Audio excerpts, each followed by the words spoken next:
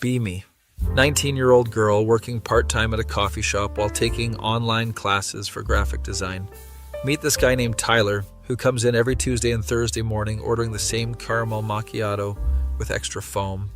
He's got this messy brown hair that looks like he just rolled out of bed, and these green eyes that crinkle when he smiles at my terrible coffee puns. One day he's wearing a shirt from my favorite indie band that literally nobody has heard of except me and like 12 other people on the internet. I compliment the shirt, and we end up talking for 20 minutes about their obscure discography while my manager gives me death stares from across the counter. He asks for my Instagram, and I give it to him with shaky hands because holy crap, this cute guy is actually interested in talking to me outside of coffee transactions. He follows me immediately, and I spend the next 3 hours stalking his profile like a total creep, analyzing every single photo and story highlight. His feed is full of concert photos, hiking pictures with his dog, and aesthetic shots of vinyl records that make him seem deep and artistic in a way that makes my heart do stupid flips. We start DMing back and forth about music, and he sends me playlists with titles like Songs That Sound Like Driving at Night and For When You Need to Feel Something. I'm falling hard and fast like an idiot jumping off a cliff without checking if there's water below, because every message from him makes my entire day worth living. One night we're texting until 3 a.m. about whether reality is objective or if we're all just living in our own subjective interpretations of existence. And I think I'm in love with this philosophical mess of a human. He suggests we should hang out sometime outside of my workplace, and I agree so fast that I don't even play it cool for a single second. We make plans to go to this record store downtown on Saturday, and I spend the entire week planning my outfit, like it's the most important decision of my entire life. Saturday comes, and I show up 15 minutes early because I'm an anxious disaster who can't handle being late to anything ever. We spend 3 hours browsing through vinyl, and he keeps pulling out records, telling me stories about each one, like how his dad played this album on repeat when he was a kid, or how this song was playing during his first heartbreak. I buy a record he recommends even though I don't own a record player, because I want to have a physical reminder of this perfect day that I can hold in my hands. We get food at this tiny ramen place, and he pays for my meal before I can even reach for my wallet, which makes me feel like I'm in some kind of romantic movie. At the end of the day, he hugs me goodbye and says we should definitely do this again soon, and I float home on a cloud of pure happiness and delusion. Text him that night saying I had a great time and thanks for the recommendation and the food. He responds 3 hours later with, "Yeah, it was fun," and a smiley emoji. Okay, cool, he's probably just busy. That's totally normal, and I'm not going to overthink this at all. Next day, I send him a meme about the band we talked about, figuring it's low pressure and friendly. He likes it, but doesn't respond. Okay, maybe he's not a big texter. That's fine. Some people just prefer talking in person. Wait, 2 days before sending another message asking if he's seen the new album announcement from another artist we both like. He responds 6 hours later with, "Oh yeah, I saw that, looks dope."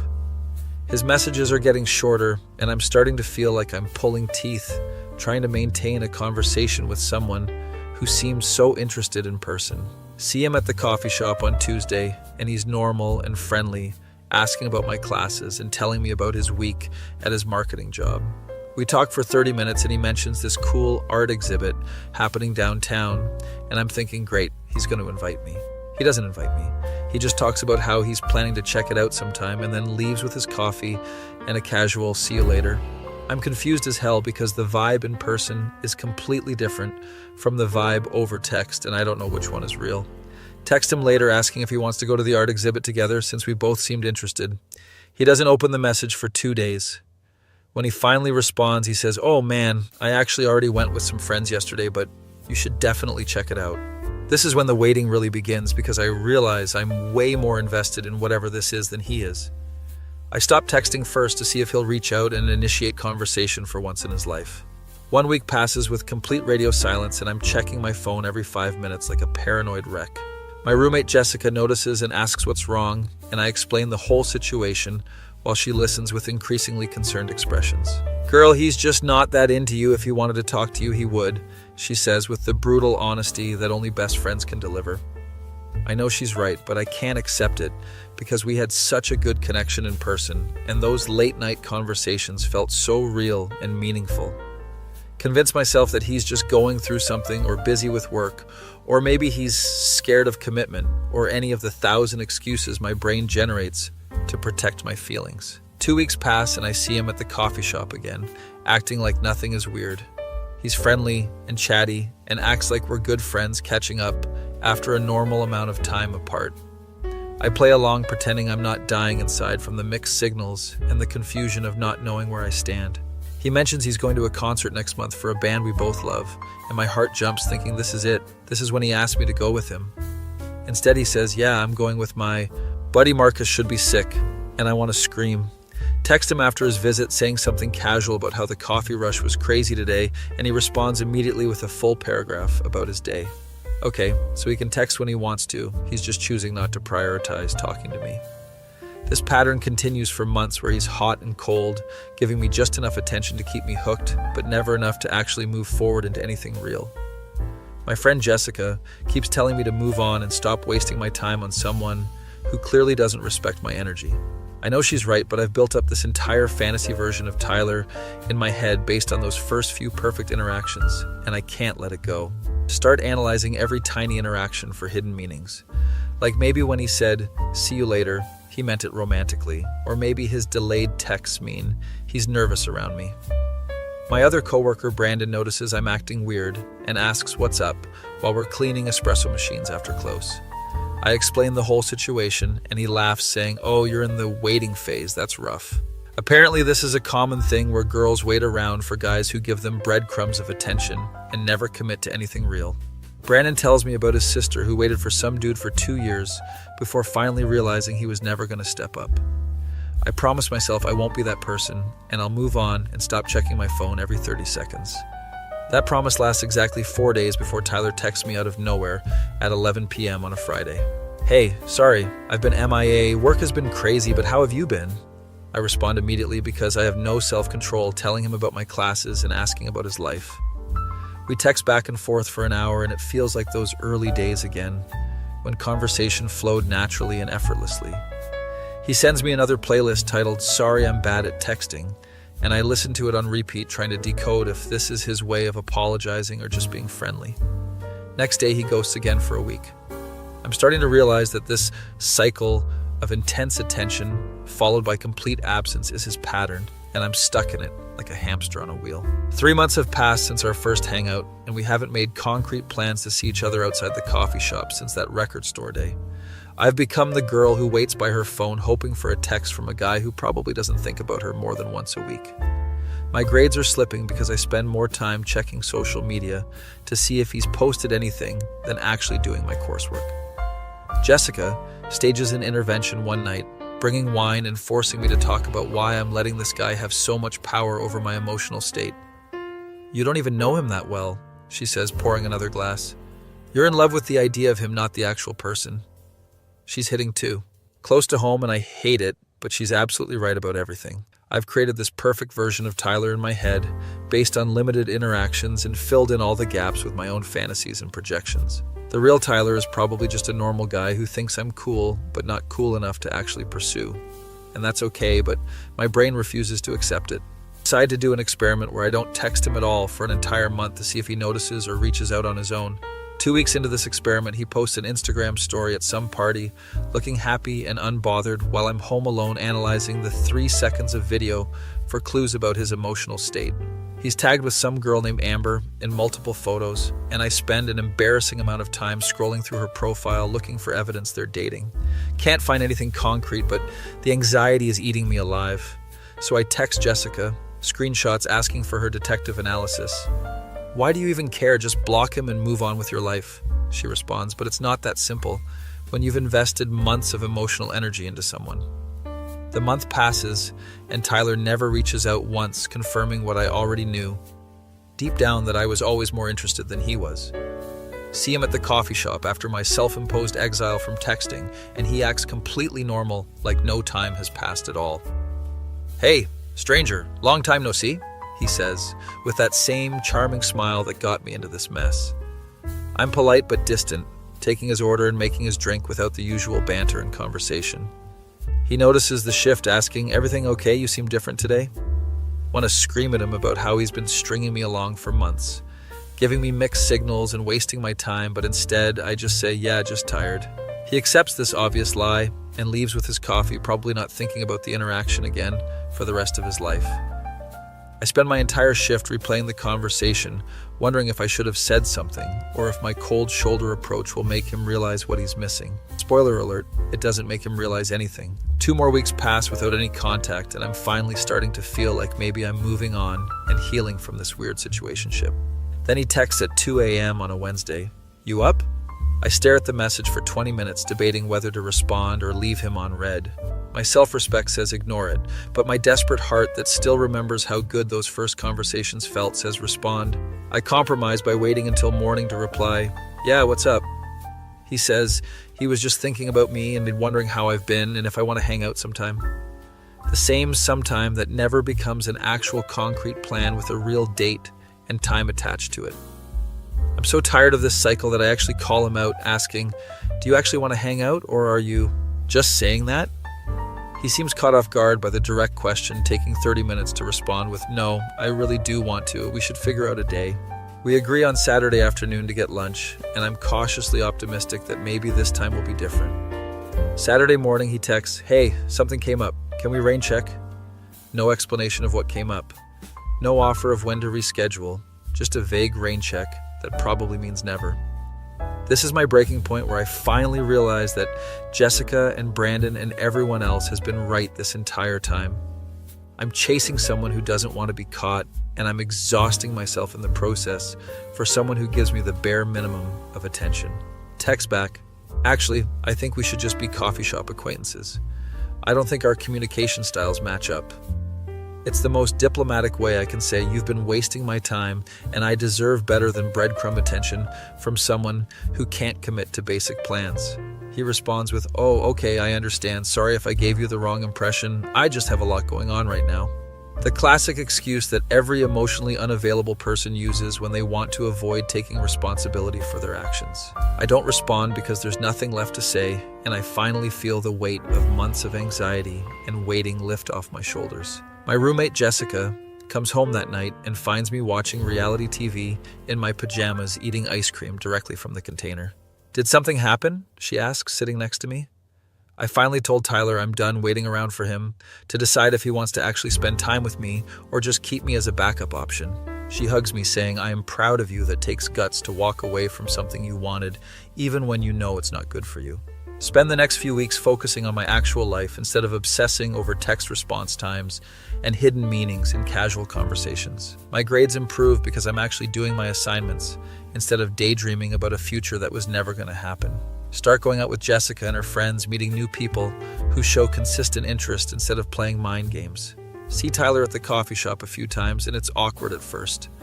But eventually we settle into a rhythm of polite hellos and basic coffee transaction interactions. He never apologizes or acknowledges that his behavior was shitty, but I don't need him to because I've made peace with the situation on my own.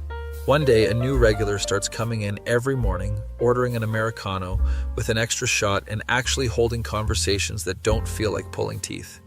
His name is Derek, and he's a grad student studying architecture, and when he asks for my number, he actually follows through with making plans. We go on a real date with a confirmed time and location, and he shows up on time and pays attention when I talk instead of checking his phone every 5 minutes. It's refreshing to interact with someone who matches my energy and doesn't make me question whether they actually want to spend time with me. Jessica meets Derek and gives her approval, saying this is what it's supposed to look like when someone is actually interested in you. I realized looking back on the Tyler situation that I was so focused on trying to make him like me that I forgot to ask myself if I even really liked him beyond the initial attraction. The truth is, I fell in love with potential and with the fantasy of what we could be rather than the reality of what we actually were, which was basically nothing. Those late-night conversations that felt so deep and meaningful were probably just him being bored and wanting attention, not him developing real feelings. The waiting taught me that if someone wants to be in your life, they'll make the effort, and you shouldn't have to convince anyone to choose you. Months later, I run into Tyler at a concert, and he tries to make small talk, asking about my life. I'm polite but brief, mentioning I'm seeing someone and focusing on school and work. He seemed surprised, like he expected me to still be available, and waiting around for him to finally decide I was worth his time. That's cool, I'm happy for you, he says, but there's something in his expression that looks almost like regret. Too little too late, buddy. I'm not interested in being someone's afterthought or backup plan anymore. Walk away from that conversation feeling completely at peace with how everything turned out. The waiting sucked and wasted months of my life that I could have spent on literally anything else more productive. But it taught me valuable lessons about self-respect and knowing my worth and not settling for people who can't meet me halfway. Sometimes the best thing someone can do for you is show you exactly who they are through their actions, so you can stop making excuses for them.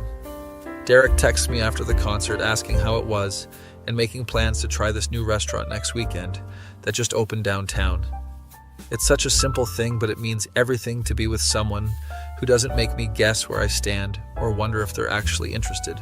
Delete all my old text conversations with Tyler because I don't need to keep rereading them looking for signs I missed or explanations for his behavior. His behavior was simple, he just wasn't that into me, and no amount of analyzing or waiting was going to change that fundamental truth. My friend Brandon asks how I'm doing one day at work, and I tell him I'm genuinely happy for the first time in months. You seem different, lighter somehow, he says, restocking the coffee beans. Yeah, I stopped carrying around the weight of someone else's inability to communicate or commit, I reply. Life is too short to spend it waiting by the phone for someone who doesn't value your time or energy the way you deserve. The girl who waited for months for Tyler's text has learned her lesson and evolved into someone who knows better than to accept less than what she wants. Still work at the coffee shop and still see Tyler occasionally, but he's just another customer now, not some source of anxiety and confusion. He tried to follow me on a different social media platform recently, and I denied the request because that chapter is closed. Some people come into your life to teach you lessons about what you don't want, and Tyler was definitely one of those people. Grateful for the experience in a weird way because it shaped how I approach relationships and taught me red flags to watch out for. The biggest red flag being inconsistent communication and someone who keeps you in limbo, never quite committing, but never quite letting go either. Jessica and I laugh about the whole situation now. Like, how did I spend so many months agonizing over someone who clearly wasn't worth the mental energy? You were down bad, she says, cackling. And she's absolutely right. I was embarrassingly down bad for someone who did the bare minimum. But we all have that person who teaches us hard lessons about self-worth and boundaries, and Tyler was mine. Working on myself now, focusing on my art and my classes, and building a life that doesn't revolve around whether some guy texts me back. It's liberating to wake up and not immediately check my phone hoping for a notification that would make or break my entire mood for the day. Derek is great, but I'm also making sure not to lose myself in this new relationship the way I lost myself waiting for Tyler. Maintaining friendships and hobbies and independence while also being open to something real with someone who actually shows up consistently. The waiting period taught me that actions speak louder than words, and pretty playlists don't mean anything if they're not backed up by actual effort. You can't build a relationship on sporadic attention and late-night texts when someone is bored or lonely. Real connection requires consistent presence and communication and mutual effort from both people involved. Tyler taught me what I don't want, and Derek is showing me what healthy interest actually looks like. Still have moments where I wonder what Tyler is doing or if he ever thinks about how things ended, but those moments are getting fewer and further between. Mostly I'm just relieved to be free from the constant anxiety of the wondering and waiting and overanalyzing every little interaction. Life is so much better when you're not in a constant state of emotional limbo, waiting for someone to decide if you're worth their time. The coffee shop got a new espresso machine, and I'm learning latte art, which is way more fulfilling than spending hours crafting the perfect casual text. My art portfolio is actually coming together now that I'm channeling my energy into productive, creative outlets instead of romantic anxiety. Jessica is proud of how much I've grown and changed since the Tyler situation, comparing old me to new me. Old you would have taken him back the second he showed interest again, she observes correctly. New me knows better and values herself too much to go backwards. I respond, feeling confident in that statement. Ran into Tyler's friend Marcus at a party recently, and he mentioned Tyler asked about me. Apparently Tyler has been single since we stopped talking, and Marcus heavily implied Tyler might regret how things went down. I feel nothing hearing this information, no satisfaction or vindication, just complete indifference. That's how I know I'm actually over it, because the idea of Tyler regretting his choices doesn't give me any emotional reaction whatsoever. Marcus asks if I'd be interested in giving Tyler another chance, and I laugh, saying that ship has sailed and sunk and is at the bottom of the ocean. Feel empowered by my own growth and how far I've come from the girl who waited months for texts that barely came. The version of me from 6 months ago would have jumped at the chance to try again with Tyler despite all the evidence that it wouldn't work. Current me knows that people rarely change, and the patterns Tyler showed are who he fundamentally is as a person. Some people are just not capable of giving you what you need, no matter how much chemistry or connection you think you have. Tyler was emotionally unavailable, or just not that interested, or both, and neither of those things are problems I can solve by waiting around. Finishing up my associate degree and planning to transfer to a 4-year university next fall to continue my graphic design studies. Derek is supportive of my goals and doesn't make me feel like I have to choose between my ambitions and a relationship. That's another thing the Tyler situation taught me, that the right person will support your growth, not make you feel anxious and small. Sometimes I see girls at the coffee shop exhibiting the same behaviors I had, checking their phones, constantly looking disappointed when there's no notification. Want to shake them and tell them that no guy is worth that level of anxiety, and if he wanted to text you, he would. But everyone has to learn those lessons on their own terms at their own pace through their own painful waiting experiences. Just hope they figure it out faster than I did and don't waste as many months on someone who doesn't deserve that energy. The waiting changed me in ways both good and bad, but ultimately, I'm grateful for becoming someone who knows her worth. Tyler is somewhere out there, probably doing the same thing to some other girl who thinks she's special until she realizes she's just another option. I'm somewhere better living my actual life with people who show up consistently and don't make me question where I stand. That feeling when you finally stop waiting for someone who is never going to show up anyway, and you realize you're better off